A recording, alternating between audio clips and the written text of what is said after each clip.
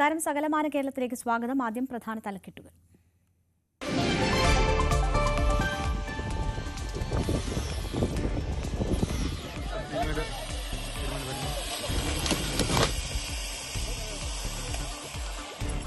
പരുന്തുംപാറയിലെ വിവാദ കുരിശ് പൊളിച്ചു.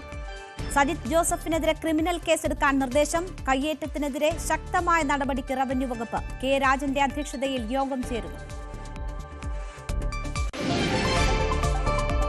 മലപ്പുറം മേലാറ്റൂർ മിനി സ്റ്റേഡിയത്തിനടുത്ത് തീപിടുത്തം. ഹരിതകർമ്മസേനയുടെ മാലിന്യ സംസ്കരണ കേന്ദ്രത്തിന് തീപിടിച്ചു. ആളപായമില്ല. ഫയർഫോഴ്സ് എത്തി തീയണച്ചു. തിരുവനന്തപുരം നെയ്യാറ്റിൻകരയിൽ സ്വകാര്യ മെഡിക്കൽ ഷോപ്പിന് നേരെ ആക്രമണം നടത്തിയത് 4 അംഗ സംഘം. ജീവനക്കാരന്റെ ബൈക്കും ഷോപ്പിന്റെ ചില്ലും തകർത്തു.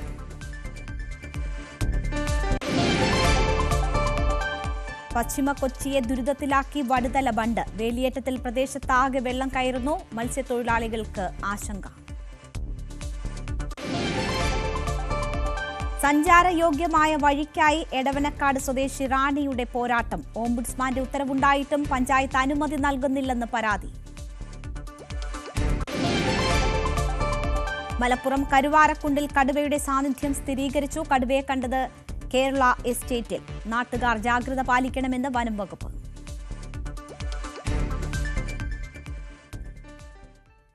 ഇടുക്കി പരുന്തുംപാറയിൽ കയ്യേറ്റക്കാർ സ്ഥാപിച്ച കുരിശ് റവന്യൂ സംഘം പൊളിച്ചു നീക്കി. തൃക്കൊടിത്താനം സ്വദേശി സജിത് ജോസഫാണ് കുരിശ് സ്ഥാപിച്ചത്. ഇയാൾക്കെതിരെ ക്രിമിനൽ കേസ് രജിസ്റ്റർ ചെയ്യണമെന്ന് റവന്യൂ വകുപ്പ് പോലീസിനോട് ആവശ്യപ്പെട്ടു. സ്റ്റോപ്പ് മെമ്മോ ലംഘിച്ച് കുരിശ് സ്ഥാപിച്ചെന്ന കുറ്റം ചുമത്തണമെന്നാണ് നിർദ്ദേശം.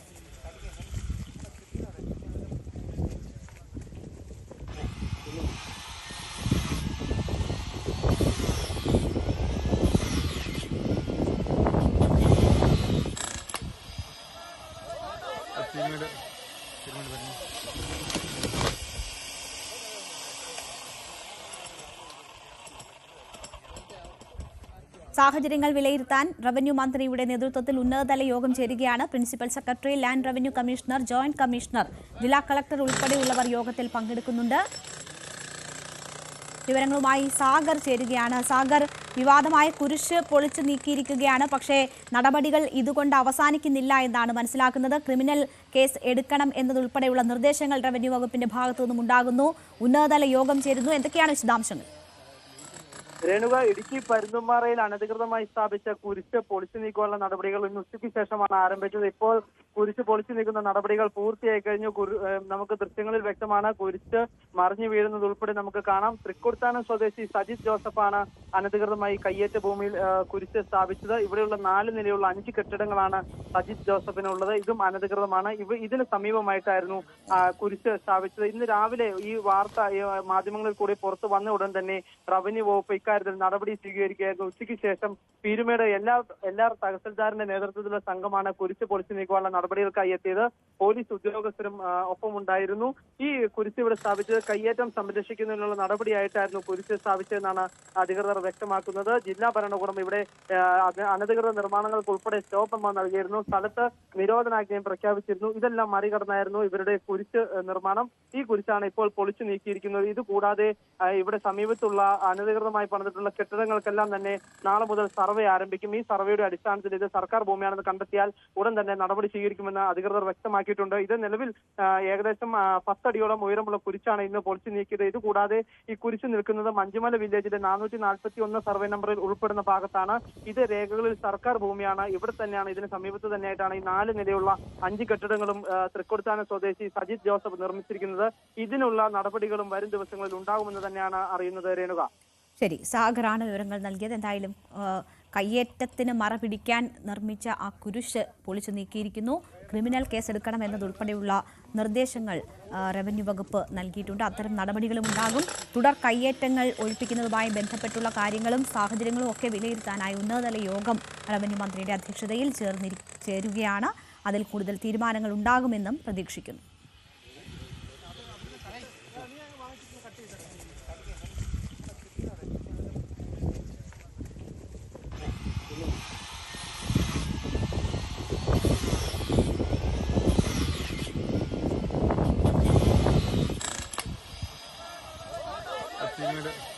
തിരുവനന്തപുരം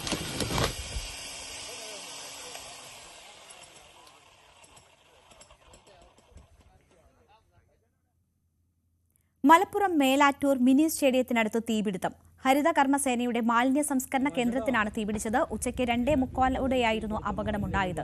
ആർക്കും പരിക്കില്ല. മാലിന്യ സംസ്കരണ കേന്ദ്രത്തിൽ ജീവനക്കാരില്ലാതിരുന്നത് വൻ അപകടം ഒഴിവാക്കി.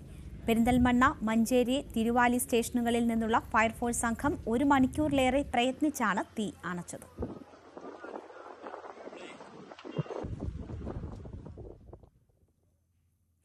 പാലക്കാട് ബിഹാർ സ്വദേശി താമസിച്ചിരുന്ന വീട്ടിൽ നിന്ന് കഞ്ചാവ് പിടിച്ചു. സുൽത്താൻപൂർ സ്വദേശിയും കഞ്ചിക്കോട് കൊയ്യാമരക്കാട് സ്ഥിരതാമസക്കാരനുമായ യാസിൻ അൻസാരിയുടെ വീട്ടിൽ നിന്നാണ് കഞ്ചാവ് പിടികൂടിയത്. വാളയാർ പോലീസിന്റെ പരിശോധനയിൽ 1.25 കിലോ കഞ്ചാവ് കണ്ടെത്തി.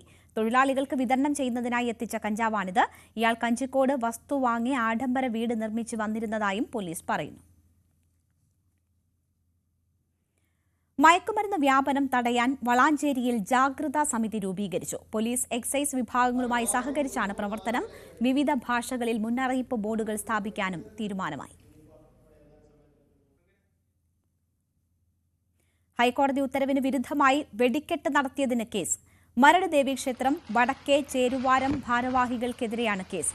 നിയമപ്രകാരമുള്ള അനുമതിയില്ലാതെ ഉപയോഗിക്കാൻ പാടില്ലാത്ത സ്ഫോടക വസ്തുക്കൾ വെടിക്കെട്ടിൽ ഉൾപ്പെടുത്തിയിരുന്നതിനാണ് എക്സ്പ്ലോസീവ് ആക്ട് പ്രകാരം കേസെടുത്തത്. ഇന്നലെ വൈകിട്ടായിരുന്നു വെടിക്കെട്ട്.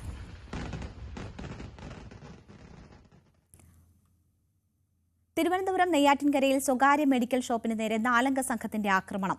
ബൈക്കിലെത്തിയ സംഘം ജീവനക്കാരന്റെ ബൈക്കും കടയിലെ ചില്ലും തകർത്ത ശേഷം കടന്നുകളഞ്ഞു.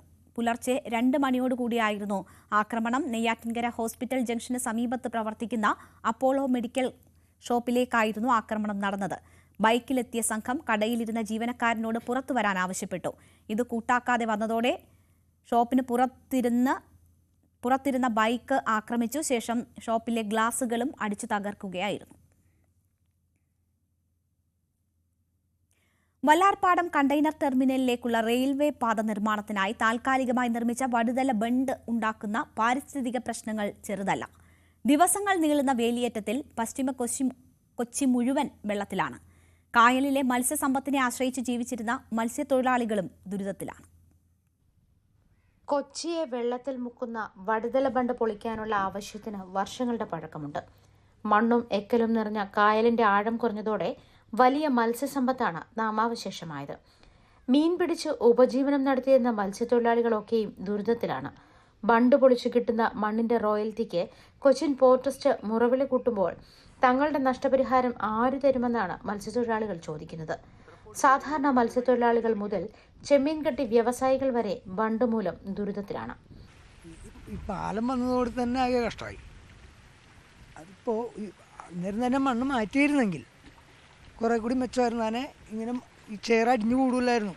എക്കൽ വന്ന് അടിഞ്ഞിട്ട്, എക്കലല്ല ചെളിയാണ്, നിറയെ ചെളി. ഒരു 12 ഇഞ്ച് 14 ഇഞ്ച് വരെ ചേറുണ്ട്, ബാക്കിയാണ് മണ്ണുള്ളത്. ഇപ്പം ഇങ്ങനെ എല്ലാം ചേറ് വന്ന് പിന്നെ ഇതാ നികത്തിയത് ഒരു സംഭവമാണ്. ചാത്തയാത്തിൽ നിന്ന് അങ്ങോട്ട് നികത്തിയേക്കണത് പച്ചാളം. അവിടെ അപ്പോൾ ഇടുങ്ങിപ്പോയതുകൊണ്ട് വെള്ളമൊഴുക്ക് കുറഞ്ഞു അവിടെ. അപ്പം ഇങ്ങോട്ട് വെള്ളം കയറാണ്ടുമായി, ഇറങ്ങാനും ബുദ്ധിമുട്ടായി. മൊത്തത്തിൽ നികന്നു പോയി. വർഷങ്ങളായി അടിഞ്ഞുകൂടിയ രാസമാലിന്യങ്ങളും ആശുപത്രി മാലിന്യങ്ങളും ഉൾപ്പെടെ 15 വർഷത്തോളം പഴക്കമുള്ള സെഡിമെന്റ്സ് മത്സ്യങ്ങളുടെ സ്വാഭാവിക പ്രജനനത്തിന് വിഘാതം സൃഷ്ടിക്കുന്നുണ്ട്. 2010 പണിത് കഴിഞ്ഞ ഈ ഒരു റെയിൽവേ ഓവർബ്രിഡ്ജ് അതിൻ്റെ പ്രവർത്തനം നടക്കുമ്പോൾ തന്നെ ആ ഭാഗത്തുള്ള മത്സ്യത്തൊഴിലാളികൾ ഹൈക്കോടതിയിൽ ഒരു കേസായിട്ട് പോയിട്ടുണ്ടായിരുന്നു. അതിൽ പറയുന്നത് അവരുടെ മത്സ്യങ്ങളുടെ പ്രജനനം നഷ്ടപ്പെട്ടിട്ട് അവർ ഉപജീവനം ഇല്ലാതെയായി. അതുകൊണ്ടിട്ട് കോടതി ഇടപെട്ടുകൊണ്ട് അവിടെയുള്ള ഡെബ്രീസ്, അത് കോൺക്രീറ്റും ഇരുമ്പും അടക്കമുള്ള സിമെൻറ്റ് ചാക്കുകൾ ഇപ്പോഴും അത് അവിടെ കിടക്കുന്നുണ്ട്. ഇതെല്ലാം മാറ്റിക്കൊണ്ട് ഒരു മത്സ്യങ്ങൾക്ക് സാധാരണ അവസ്ഥയിലേക്ക് തിരിച്ചു വരാൻ പാകത്തിനുള്ള ഒരു സംവിധാനം ഒരുക്കണം എന്നുള്ള ഇതിലാണ് കോടതിയിൽ പോയത്. കായലിനോട് ചേർന്ന് താമസിക്കുന്നവർക്കാണ് ദുരിതമേറെ. വേലിയേറ്റമുണ്ടായാൽ ഉപ്പുവെള്ളം കലർന്ന് കുടിവെള്ളം പോലും ഉപയോഗശൂന്യമാകുന്ന സാഹചര്യം. പെരിയാർ വേമ്പനാട് കായലുമായി ചേർന്ന ഭാഗത്താണ് ബണ്ട് നിർമ്മിച്ചിരിക്കുന്നത്. വടുതല മുതൽ ഡി കൊച്ചിൻ ദ്വീപ് വരെ റെയിൽപാളത്തിന്റെ 20 തൂണുകളിൽ 18 തൂണുകൾക്കിടയിലും മുളവുകാട് ഭാഗത്ത് 13 തൂണുകളിൽ 10-നിടയിലുമുള്ള മൺചിറയിൽ കാട് വളർന്നു നിൽക്കുകയാണ്. കൊച്ചിയുടെ വടുതല, പച്ചാളം, ഇടപ്പള്ളി, എളമക്കര മേഖലയിലെ രൂക്ഷമായ വെള്ളക്കെട്ടിന് കാരണവും ഈ തടസ്സമാണെന്ന് പഠനങ്ങൾ തെളിയിക്കുന്നുണ്ട്. ന്യൂസ് 18 കൊച്ചി. സംസ്ഥാനത്ത് കരിമീൻ ഉൽപാദനം വർദ്ധിച്ചുവെന്ന് മന്ത്രി സജി ചെറിയാൻ. ഉൾനാടൻ മത്സ്യമേഖലയിൽ വലിയ മുന്നേറ്റമാണ് ഉണ്ടായത്. 100 കോടിയോളം രൂപ ഉൾനാടൻ മത്സ്യമേഖലയിൽ നിക്ഷേപിച്ചുവെന്നും മന്ത്രി പറഞ്ഞു. ഉൾനാടൻ മത്സ്യമേഖലയിൽ വലിയ തരത്തിലുള്ള മുന്നേറ്റം 2020-21 34,987 മെട്രിക് ടണ്ണിൽ നിന്ന് 23-24 വർഷത്തിൽ 40,852 മെട്രിക് ടൺ ആയി വർദ്ധിച്ചിട്ടുണ്ട്. പരമ്പരാഗത കൃഷി രീതികൾ ഒതുങ്ങി നിന്ന മത്സ്യകൃഷി മേഖലയിൽ നിന്ന് നൂതന കൃഷി രീതികളായ റീസർക്കുലേറ്റീവ് അക്വാകൾച്ചർ സിസ്റ്റം, കൂട്ടിലെ മത്സ്യകൃഷി എന്നിവയിലേക്ക് ചൂടുമാറ്റുന്നതിന് കാർപ്പ്, കാരച്ചെമ്മീൻ എന്നീ പരമ്പരാഗത ഇനങ്ങളോടൊപ്പം മരാമി ചെമ്മീൻ, കരിമീൻ, പൂമീൻ, തിരുത, അസം വാള, നൈൽ തിലോപ്പിയ, കാളാഞ്ചി, കൊമ്പാനോ, നാരൻ ചെമ്മീൻ, ഞണ്ട് തുടങ്ങിയ വൈവിധ്യമാർന്ന ഇനങ്ങളെ ഉൾപ്പെടുത്താനും കഴിഞ്ഞതിലൂടെയാണ് വലിയ പുരോഗതി ഉൾനാടൻ മത്സ്യമേഖല വെച്ചിട്ടുണ്ട്. സർ, ഈ വർഷം ഞാൻ അഭിമാനത്തോടെ 100 കോടിയിൽ പരം രൂപ ഉൾനാടൻ മത്സ്യകൃഷിക്ക് വേണ്ടി ഈ ബഡ്ജറ്റിൽ സംസ്ഥാന ഗവൺമെന്റ് മാറ്റിവെച്ചിട്ടുണ്ട്. കള്ളക്കടൽ പ്രതിഭാസത്തിന്റെ ഭാഗമായി തിരുവനന്തപുരം, കൊല്ലം ജില്ലകളിലും കന്യാകുമാരി തീരത്തും നാളെ മുതൽ ഉയർന്ന തിരമാലകൾ കാരണം കടലാക്രമണത്തിന് സാധ്യതയെന്ന് ദേശീയ സമുദ്രസ്ഥിതി പഠന ഗവേഷണ കേന്ദ്രം. മത്സ്യത്തൊഴിലാളികളും തീരദേശവാസികളും ജാഗ്രത പാലിക്കണം. ചെറിയ വള്ളങ്ങളും ബോട്ടുകളും കടലിലേക്ക് ഇറക്കുന്നത് ഒഴിവാക്കണമെന്നും മുന്നറിയിപ്പ് പിൻവലിക്കുന്നതുവരെ ബീച്ചുകൾ കേന്ദ്രീകരിച്ചുള്ള വിനോദസഞ്ചാരം ഉൾപ്പെടെയുള്ള എല്ലാ പ്രവർത്തനങ്ങളും ഒഴിവാക്കണമെന്നും നിർദ്ദേശമുണ്ട്. നാളെ തിരുവനന്തപുരം, കൊല്ലം, പത്തനംതിട്ട ജില്ലകൾ നേരിയ മഴയ്ക്ക് സാധ്യതയുണ്ട്. എറണാകുളം ജനറൽ ആശുപത്രിയിൽ കോൺക്രീറ്റ് പാളി അടർന്നു വീണ സംഭവത്തിൽ സുരക്ഷാ വീഴ്ചയില്ലെന്ന റിപ്പോർട്ട്. ആശുപത്രി സൂപ്രണ്ടിന്റേതാണ് റിപ്പോർട്ട്. ഡിഎംഒയ്ക്ക് കൈമാറിയ റിപ്പോർട്ട് ആരോഗ്യവകുപ്പിന് നൽകും. ബാങ്ക് ജീവനക്കാരന് നേരെ ലൈംഗിക പീഡനത്തിൽ കേസെടുത്തിട്ട് 3 മാസം കഴിഞ്ഞിട്ടും പ്രതിയെ പിടികൂടാതെ പോലീസ്. പ്രതിയുടെ രാഷ്ട്രീയ ബന്ധമാണ് അറസ്റ്റ് വൈകാൻ കാരണമെന്ന ആരോപണവും ഇതോടെ ശക്തമായി. നെയ്യാറ്റിൻകര അരവണാകുഴി സർവീസ് സഹകരണ ബാങ്ക് ജീവനക്കാരിക്ക് നേരെയാണ് ബാങ്കിലെ ജീവനക്കാരനിൽ നിന്നും ലൈംഗിക അതിക്രമം ഉണ്ടായത്. കഴിഞ്ഞ ഡിസംബർ 12-ാം തീയതിയായിരുന്നു കേസിനാസ്പദമായ സംഭവം. നെയ്യാറ്റിൻകര അവണാകുഴി സർവീസ് സഹകരണ ബാങ്ക് ജീവനക്കാരിക്ക് നേരെയാണ് ബാങ്കിലെ ജീവനക്കാരിൽ നിന്നും ലൈംഗിക പീഡനമുണ്ടായത്. CPIM ബ്രാഞ്ച് സെക്രട്ടറി കൂടിയായ പ്രതിക്കെതിരെ പരാതിയുടെ അടിസ്ഥാനത്തിൽ നെയ്യാറ്റിൻകര പോലീസ് കേസെടുത്തെങ്കിലും പ്രതിയെ സംരക്ഷിക്കുന്ന നടപടിയാണ് സ്വീകരിക്കുന്നതെന്നാണ് ആക്ഷേപം. അവണാകുഴി കോപ്പറേറ്റ് സൊസൈറ്റിയിലെ താൽക്കാലിക ജീവനക്കാരിയായ അതിജീവിത സെക്രട്ടറിയുടെ മുറി വൃത്തിയാക്കുന്നതിനിടെ രാവിലെ 7:30 അതേ ബാങ്കിലെ പ്യൂൺ ചപ്പാത്ത് കല്ലറത്തട്ട് പുത്തൻ വീട്ടിൽ സുരേഷ് കുമാർ ബലപ്രയോഗത്തിലൂടെ കീഴ്പ്പെടുത്തി ലൈംഗിക അതിക്രമവും പീഡനവും നടത്തി എന്നായിരുന്നു പരാതി. വൈദ്യപരിശോധന ഉൾപ്പെടെ നടത്തി നെയ്യാറ്റിൻകര CI കേസുമെടുത്തു. എന്നാൽ ഫയൽ ഡിവൈഎസ്പിയുടെ അടുത്തെത്തിയതോടുകൂടി നടപടിക്രമങ്ങൾ മരവിക്കുകയായിരുന്നുവെന്നാണ് ആക്ഷേപം. 2 പുരുഷന്മാരും അതിൽ ഒരു ഡയറക്ടർ ബോർഡ് പുരുഷനാണ് എൻ്റെ ഒരു ചോദ്യം ചോദിച്ചത്. ഞാൻ എന്തോ ഒരു കുറ്റം ചെയ്തതുപോലെ അദ്ദേഹത്തിൻ്റെ ചോദ്യങ്ങളെല്ലാം എന്നെ വളരെ വിഷമിപ്പിച്ചിട്ടുണ്ടായിരുന്നു. ഞാനാണ് കുറ്റക്കാരി എന്നുള്ള രീതിയിലായിരുന്നു. ഇതൊന്നും പിന്നെ ഇതെല്ലാം പ്രതിയെ സംരക്ഷിക്കാനുള്ള ഒരു നാടകമായിരുന്നു. പിന്നീട് എനിക്കത് മനസ്സിലാക്കാൻ കഴിഞ്ഞു. ഞാൻ എന്നിട്ട് അത് കഴിഞ്ഞിട്ട് ഞങ്ങൾ പാർട്ടി കുടുംബമാണ്, CPMൻ്റെ പാർട്ടി കുടുംബമാണ്. ഞങ്ങളതിൽ നിന്നും നീതി ലഭിക്കാതെ വന്നപ്പോഴത്തേക്കും CPMൻ്റെ ഏരിയ സെക്രട്ടറിക്ക് പരാതി, കോവളം ഏരിയ സെക്രട്ടറിക്ക് ഞങ്ങളൊരു പരാതി കൊടുത്തു. പീഡനത്തിനിരയായ വിവരം ബാങ്ക് സെക്രട്ടറി, മാനേജർ എന്നിവരെ അറിയിച്ചെങ്കിലും വിവരം പുറത്തു പറയരുതെന്ന നിർദ്ദേശമാണ് നൽകിയത്. തുടർന്ന് ബാങ്കിലെ ഇന്റേണൽ കമ്മിറ്റിക്ക് പരാതി നൽകിയപ്പോൾ സുരേഷിനെതിരെ അപവാദങ്ങൾ പറഞ്ഞു പരുത്തരുതെന്ന് താക്കീത് നൽകുകയും ചെയ്തു. തുടർന്ന് ബാങ്ക് പ്രസിഡന്റ് നൽകിയ പരാതിയുടെ അടിസ്ഥാനത്തിൽ ഡയറക്ടർ ബോർഡ് നടത്തിയ പ്രാഥമിക അന്വേഷണത്തിൽ കുറ്റക്കാരനെന്ന് കണ്ടെത്തിയ സുരേഷ് കുമാറിനെ ഡിസംബർ 17-ന് അന്വേഷണ വിധേയമായി സസ്പെൻഡ് ചെയ്തു.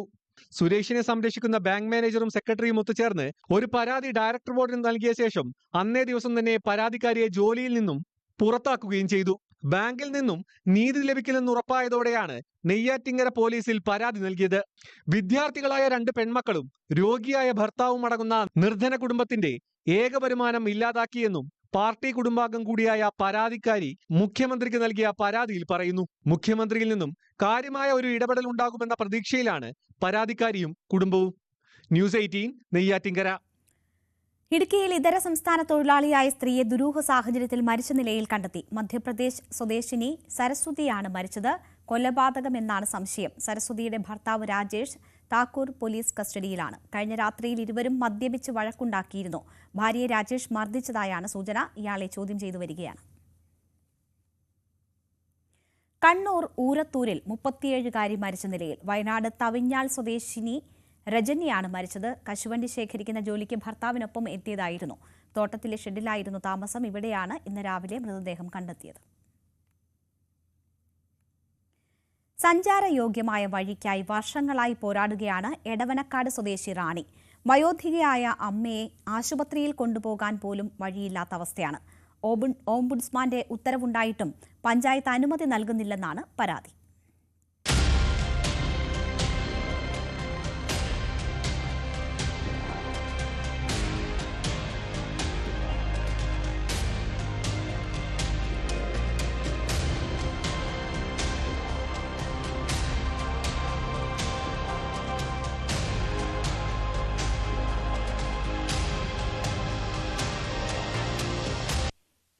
വയസ്സ് കഴിഞ്ഞ അമ്മയെ ഒന്ന് ആശുപത്രിയിൽ കൊണ്ടുപോകാൻ പോലും കഴിയാതെ ദുരിതമനുഭവിക്കുകയാണ് റാണി. തുരുത്തിന് നടുവിൽ തികച്ചും ഒറ്റപ്പെട്ടു. വേലിയേറ്റം കൂടിയായാൽ സ്ഥിതി മോശമാകും. വീട്ടിൽ വെള്ളം കയറും. പല രാത്രികളിലും ഉറങ്ങാൻ പോലും പേടിയാണ്. രക്ഷപ്പെടാൻ ഒരു വഴി പോലുമില്ല. 2024 റാണിക്ക് വഴി നിർമ്മിച്ചു നൽകണമെന്ന് ഓംബുഡ്സ്മാൻ ജസ്റ്റിസ് PS ഗോപിനാഥൻ ഉത്തരവിട്ടിരുന്നു. എന്നാൽ പഞ്ചായത്ത് അത് നടപ്പാക്കിയില്ല. പ്രശ്നം ഒരു 45 വർഷത്തിലേറെ ആയിട്ടുണ്ട്. ഇപ്പം അമ്മയും ഞാനും മാത്രമേ ഇവിടെ ഉള്ളൂ. എന്തെങ്കിലും ഒരു പ്രശ്നം ഉണ്ടെങ്കിൽ പെട്ടെന്ന് നമുക്ക് ആശുപത്രിയിൽ എത്തിക്കണം. അതിന് എൻ്റെ വീട്ടിൽ വണ്ടി തന്നെ വരണം. 9-10 മാസത്തിന് മുമ്പ് ഓംബുഡ്സ്മാൻ്റെ ഓർഡർ കാരണം ഞാൻ ഒരു 2021 പ്രൈം മിനിസ്റ്റർക്ക് ഒരു ലെറ്റർ അയച്ച് അതിൻ്റെ അടിസ്ഥാനത്തിൽ നമുക്ക് വഴി ഇരുവശങ്ങളിലും കല്ല് കെട്ടിയിട്ട് റോഡ്, പിന്നെ നമ്മളുടെ ഈ 4 വശവും ചുറ്റും കല്ല് കെട്ടുക എന്നും പറഞ്ഞിട്ടാണ് നമുക്ക് അനുവദിച്ചേക്കണം. പക്ഷെ അത് പഞ്ചായത്തുമായി ബന്ധപ്പെട്ട് കഴിഞ്ഞപ്പോഴേക്കും അവരത് ഒരു കുടുംബക്കാരുള്ളൂ, അത് പറ്റില്ല എന്നുള്ള രീതിയിൽ തന്നെ അവർ മറ്റു പല വഴികളുമായിട്ടൊക്കെ ഇങ്ങനെ പോയി. കക്കൂസ് എല്ലാം വെള്ളമാണ് ഈ കയറി ഇറങ്ങുന്നത്. പുറത്തേക്ക് ഇറങ്ങണമെങ്കിൽ ഈ വെള്ളത്തിൽ ചവിട്ടിയിട്ടാണ്. മുഖ്യമന്ത്രിക്കും പ്രധാനമന്ത്രിക്കും പരാതി നൽകിയിട്ടും ഫലമില്ല. ഇവിടം വിട്ട് മറ്റൊരിടത്തേക്ക് പോകാനുള്ള സാമ്പത്തിക സ്ഥിതിയുമില്ല.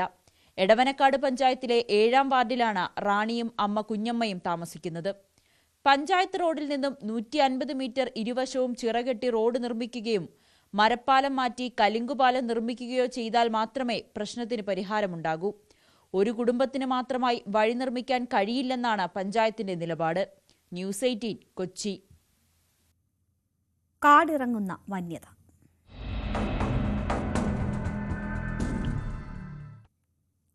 കാട്ടാനകളുടെ വിളയാട്ടത്തിൽ നിലമ്പൂർ വെണ്ടേക്കുംപൊയിലിലെ കർഷകൻ ഹരീഷിന് നഷ്ടമായത് ലക്ഷങ്ങൾ മൂല്യമുള്ള വിളകളാണ്. ഹരീഷിന്റെ വാഴകൾ വിളവെടുപ്പിന് തയ്യാറായിരിക്കെയായിരുന്നു ആനകളുടെ വിളയാട്ടം. ആനകൾ കാരണം ദുരിതം സഹിക്കുന്ന എണ്ണമറ്റ മലയോര കർഷകരിൽ ഒരാളാണ് ഹരീഷ്. മലപ്പുറം, കോഴിക്കോട് ജില്ലകളുടെ അതിർത്തി പ്രദേശമാണ് കക്കാടംപൊയിലിനോട് ചേർന്ന വെണ്ടേക്കുംപൊയിൽ. 12000 വനമേഖലകളിൽ നിന്നാണ് കാട്ടാനകൾ ഇവിടെ എത്തുന്നത്. ഹരീഷിന്റെ 10ാം ബ്ലോക്കിലുള്ള കൃഷിയിടത്തിലാണ് കാട്ടാനകൾ വ്യാപകമായി നേന്ത്രവാഴകൾ നശിപ്പിച്ചത്.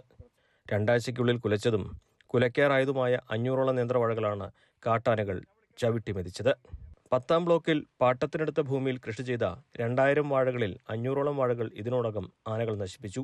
നേന്ത്രവാഴകൾ വന്യമൃഗങ്ങളിൽ നിന്ന് രക്ഷിക്കുന്നതിനായി 50,000 രൂപയോളം ചെലവഴിച്ച് സ്ഥാപിച്ച സോളാർ വൈദ്യുതി വേലിയും ആനകൾ തകർത്തു. നിലവിലെ നേന്ത്രക്കായയുടെ വിലയനുസരിച്ച് നഷ്ടം 3 ലക്ഷം രൂപയിലധികം വരും. 10 മുതൽ 20 കിലോ വരെ തൂക്കം ലഭിക്കേണ്ട വാഴക്കുലകളാണ് നഷ്ടമായത്. സഹകരണ ബാങ്കിൽ നിന്ന് 5 ലക്ഷം രൂപ വായ്പ എടുത്തതിന് പുറമെ സ്വകാര്യ വ്യക്തികളിൽ നിന്നും വായ്പ വാങ്ങിയാണ് കൃഷി നടത്തുന്നതെന്ന് ഹരീഷ് പറയുന്നു. ഒരു വാഴയുടെ പാട്ടമായി 20 രൂപ ഭൂമിയുടെ ഉടമയ്ക്ക് നൽകണം. ഒരു 10ാം ബ്ലോക്കിൽ കുറച്ച് വാഴ വെച്ചിട്ടുണ്ട്, 2000 വാഴത്തോളം വെച്ചിട്ടുണ്ട്.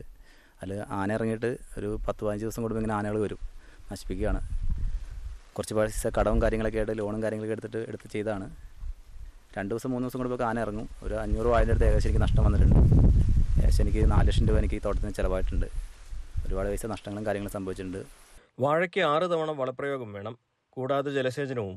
ഒറ്റയ്ക്ക് പണി ചെയ്യാൻ കഴിയാത്തതിനാൽ 2 തൊഴിലാളികളുമുണ്ട്. അതുകൊണ്ട് തന്നെ കൃഷിക്കായി വലിയ സംഖ്യ ഇതിനോടകം ചിലവായി കഴിഞ്ഞു. ഏപ്രിൽ മാസത്തോടെ വാഴക്കുലകൾ വെട്ടിവിൽക്കാൻ കഴിയുമായിരുന്നു. അതിനിടയിലാണ് കാട്ടാനകൾ എല്ലാം നശിപ്പിച്ചത്. വനം വകുപ്പിന് ഒരു വാഴയ്ക്ക് പരമാവധി നഷ്ടപരിഹാരം നൽകാൻ കഴിയുക 87 രൂപ മാത്രമാണ്. കടങ്ങൾ എങ്ങനെ വീട്ടുമെന്നറിയാതെ പ്രതിസന്ധിയിലാണ് ഈ യുവ കർഷകൻ. ന്യൂസ് 18 മലപ്പുറം. മണ്ണെണ്ണയായിരുന്നു ഒരു കാലത്ത് നമുക്ക് ചുറ്റും പ്രകാശം പരത്തിയിരുന്നത്. മണ്ണെണ്ണ വിളക്കിന്റെ വെളിച്ചത്തിനപ്പുറം വലിയ ഒരു ലോകമുണ്ടായിരുന്നതിന്റെ അവശേഷിപ്പുകൾ ശേഖരിക്കുകയാണ് അങ്കമാലി കറുകുറ്റി സ്വദേശി സുനിൽകുമാർ എന്ന മുൻ സൈനികൻ. വിദേശ നിർമ്മിതമായ fan, gramophone, fridge, washing machine തുടങ്ങി മണ്ണെണ്ണയിൽ പ്രവർത്തിപ്പിക്കാവുന്ന നിരവധി ഉപകരണങ്ങളുടെ ശേഖരം സുനിൽകുമാറിനുണ്ട്.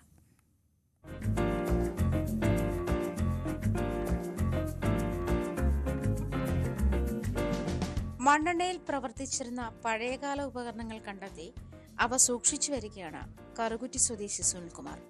സുനിൽകുമാറിന്റെ ശേഖരത്തിലുള്ള കൗതുക വസ്തുക്കൾ ഏറെയും വിദേശ നിർമ്മിതങ്ങളാണ്. ക്യൂരിയോസ് കളക്ടർ എന്ന നിലയിൽ മോഹവില നൽകിയാണ് ഇവ ഓരോന്നും ശേഖരിച്ചിരിക്കുന്നത്.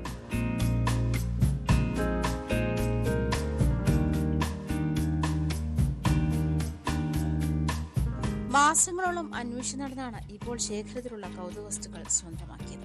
ഞാൻ ശരിക്ക് ലാമ്പ് കളക്ടറായിരുന്നു. പക്ഷെ ലാമ്പ് കളക്ടറിൽ എന്നേലും മുമ്പൊക്കെ ഇഷ്ടംപോലെ ആൾക്കാർ ഇഷ്ടംപോലെ അവർ കളക്ട് ചെയ്ത് വെച്ചിട്ടുണ്ട്. അപ്പോൾ എനിക്ക് മനസ്സിലായി ഇതിലൊന്നും ആവില്ല എന്ന്. അങ്ങനെയാണ് ഞാൻ മണ്ണെണ്ണയിലേക്ക് തിരിയണത്. മണ്ണെണ്ണയുടെ ഒട്ടുമിക്ക ഒരു 75% എൻ്റെ അടുത്തുണ്ട്. ഇനിയും കുറേ കൂടി കിട്ടാനുണ്ട്.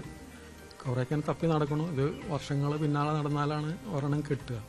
പിന്നെ മോഹവില, എല്ലാം മോഹവില കൊടുത്ത് വാങ്ങിക്കണതാണ്. ഇന്ത്യൻ നിർമ്മിതവും വിദേശ നിർമ്മിതവുമായ നിരവധി ഉപകരണങ്ങളാണ് സുനിൽകുമാറിന്റെ ശേഖരത്തിലുള്ളത്. മണ്ണെണ്ണ കൊണ്ട് പ്രവർത്തിക്കുന്ന റേഡിയോയും ടേപ്പ് റെക്കോർഡറും പ്രധാന ആകർഷണമാണ്. മണ്ണെണ്ണ കൊണ്ട് തന്നെയാണ് ഈ ഹെലികോപ്റ്ററിന്റെ പ്രവർത്തനവും.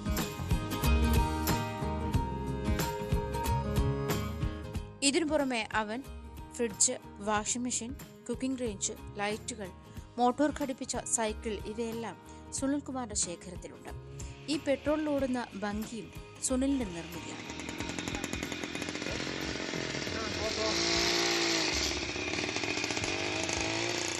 ന്യൂസ് 18 കൊച്ചി. വനിതാ ദിനത്തിൽ 100-ലധികം MSME വനിതാ സംരംഭകരുടെ സ്ഥാപനങ്ങൾക്ക് സഹായഹസ്തം നീട്ടി കല്യാൺ സിൽക്സും കല്യാൺ ഹൈപ്പർ മാർക്കറ്റും. ന്യൂ ഇന്ത്യ അഷുറൻസിന്റെ ഇൻഷുറൻസ് കവറേജ് സേവനം സൗജന്യമായി നൽകിയാണ് കല്യാൺ സെയിൽസ് വനിതാ മുന്നേറ്റത്തിന് കരുത്ത് പകർന്നത്. അന്താരാഷ്ട്ര വനിതാ ദിന ചടങ്ങിലാണ് Kalyan hyper market executive director Shrimati Vardhini Prakash New India Mahila Udyam Bima പോളിസികൾ വനിതാ സംരംഭകരുടെ സ്ഥാപനങ്ങൾക്ക് സമ്മാനിച്ചത്. അതോടൊപ്പം കോഴിക്കോട് കല്യാൺ സിൽക്സ് ഷോറൂമിൽ ബ്രൈഡൽ സാരി ഫാഷൻ ഷോ സീരീസിനും തുടക്കം കുറിച്ചു. കോഴിക്കോട് കൂടാതെ 9-ാം തീയതി കണ്ണൂർ, 15-ാം തീയതി കോട്ടയം, 16-ാം തീയതി എറണാകുളം, 22-ാം തീയതി കൊല്ലം എന്നിവിടങ്ങളിലായിട്ടാണ് ഇനി ഫാഷൻ ഷോ നടക്കുക. കേരളത്തിലെ ഏറ്റവും കൂടുതൽ ഫെസ്റ്റിവൽ ഒരേ സമയത്ത് വരുന്ന ഒരു സീസണാണ് ഇപ്പോൾ കേരളത്തിൽ സംഭവിക്കുന്നത്. അതിനോടനുബന്ധിച്ച് കുറേ കാലങ്ങളായിട്ട് ഞങ്ങളുടെ മാസ്റ്റർ വീവേഴ്സും ഞങ്ങളുടെ മാസ്റ്റർ ഡിസൈനേഴ്സുമായിട്ട് ഞങ്ങൾ ആശയവിനിമയം നടത്തി രാജ് ഘരാന സിൽക്സ് എന്ന് പറയുന്ന ഒരു പുതിയൊരു സിൽക്ക് സാരിയുടെ ശ്രേണി തന്നെ ഞങ്ങൾ ഈ ഒരു സീസണിന് വേണ്ടി ഞങ്ങൾ തയ്യാറാക്കി വെച്ചിരിക്കുകയാണ്. കേരളത്തിലുള്ള കല്യാൺ സിൽക്സിൻ്റെ തിരുവനന്തപുരം മുതൽ കാസർഗോഡ് വരെയുള്ള എല്ലാ ഷോറൂമുകളിലും നാളെ മുതൽ ഈ ശ്രേണിയിലുള്ള സാരികൾ ലഭ്യമായി തുടങ്ങും. അത് വളരെ അഫോർഡബിൾ റേഞ്ചിലും easy to drape feather light saris ആയിട്ടാണ് വരുന്നത്. അപ്പോൾ അതിനെ ലോഞ്ച് ചെയ്യാൻ നമ്മളൊരു പ്ലാറ്റ്ഫോം നോക്കുകയാണ്. അങ്ങനെയാണ് ബ്രൈഡൽ ഫെസ്റ്റ് എന്ന് പറയുന്ന ഒരു ആശയം നമ്മുടെ മനസ്സിൽ വരികയും കേരളത്തിലുള്ള 5 ഡെസ്റ്റിനേഷനുകളിൽ ഞങ്ങൾ ബ്രൈഡൽ ഫെസ്റ്റ് നടത്തുകയാണ്. ഇന്നത്തെ സ്വർണം വെള്ളി നിരക്കുകൾ. കവിത ഗോൾഡ് ആൻഡ് ഡയമണ്ട്സ് ഇന്നത്തെ സ്വർണം വെള്ളി നിരക്കുകൾ നിങ്ങൾക്കായി സമർപ്പിക്കുന്നത് Kavitha gold and diamonds. Choose your special. സ്വർണം 22 ക്യാരറ്റ് ഗ്രാമിന് 8,050 രൂപ, പവന് 64,400 രൂപ. സ്വർണം 18 ക്യാരറ്റ് ഗ്രാമിന് 6,635 രൂപ, പവന് 53,080 രൂപ. വെള്ളി ഗ്രാമിന് 106 രൂപ, കിലോയ്ക്ക് 1,06,000 രൂപ. കവിത ഗോൾഡ് ആൻഡ് ഡയമണ്ട്സ് ഇന്നത്തെ സ്വർണം വെള്ളി നിരക്കുകൾ നിങ്ങൾക്കായി സമർപ്പിച്ചത് Kavitha gold and diamonds. Choose your special. സകലമാന കേരളം പൂർണ്ണമാകുന്നു. നമസ്കാരം.